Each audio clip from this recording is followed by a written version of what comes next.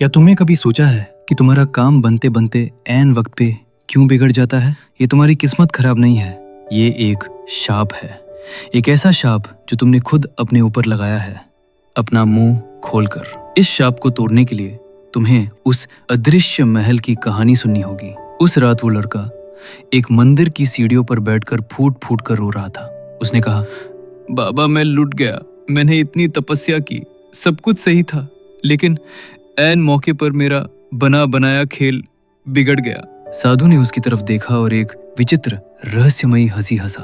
उसने कहा, बेटा तेरा काम किसी दुश्मन ने खराब नहीं किया, तेरा काम तेरी उतावलेपन ने खराब किया है।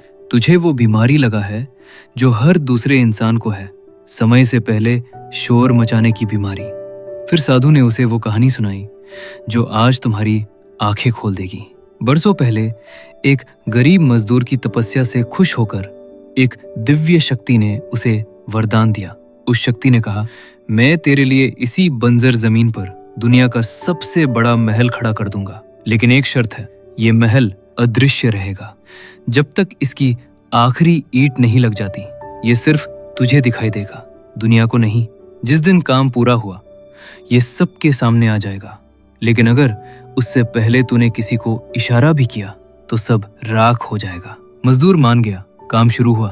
मजदूर अपनी आंखों से देख रहा था कि सोने की दीवारें खड़ी हो रही है। वो अंदर ही अंदर खुद को राजा महसूस कर रहा था, लेकिन बाहर की दुनिया, बाहर वालों को वो अभी भी गरीब ही दिख रहा था।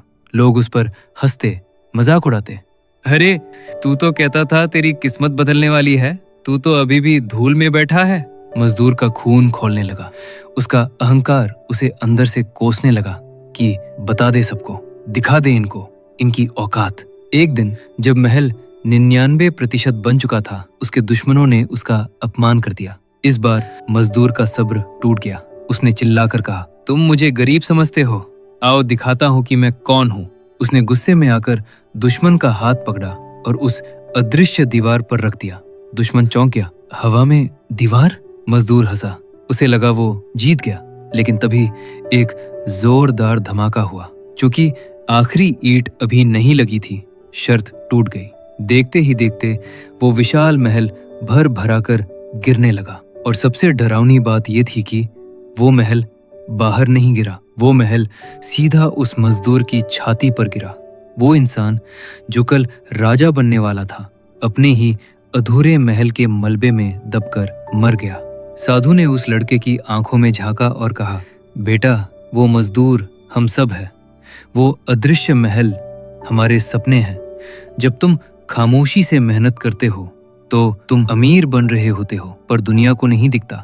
लेकिन जब तुम थोड़ी सी वाहवाही लूटने के चक्कर में अपना अधूरा प्लान सबको बता देते हो, तो लोगों की नजर और तुम्हारा घमंड मिलकर उस सपने को गिरा देते हैं। इसलिए प्रकृति का ये कठोर नियम याद रखना, बीज को पेड़ बनने के लिए सूरज की नहीं, मिट्टी के अंधेरे की जरूरत होती है। अगर तुमने उसे वक्त से पहले खोद कर बाहर निकाल दिया तो वो धूप उसे जिंदा नहीं करेगी, वो उसे जलाकर राख कर देगी। तो आज से गूंगे बन जाओ, बहरे बन जाओ।